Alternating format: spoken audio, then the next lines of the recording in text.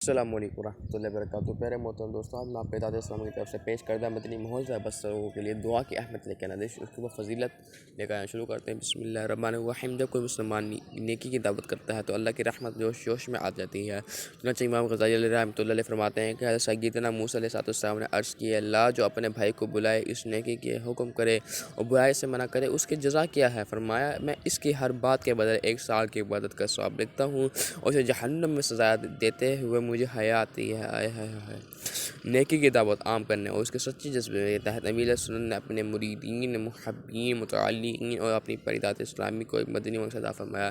مجھے اپنی اور ساری دنیا کے لوگوں کی اصلاح کی کوشش کرنی ہے۔ صلو علی الحبیب صلی اللہ تعالی علی محمد۔ ناظرین، میرے یوٹیوب چینل کو سبسکرائب کریں، ویڈیو بات کریں، جزاک اللہ خیر۔ ناظرین، اگر میں کوئی غلطی کرتا ہوں مجھے کمنٹ میں ضرور بتائیں۔ ناظرین، انشاءاللہ آپ سے اگلی ویڈیو میں ملاقات ہوتی ہے۔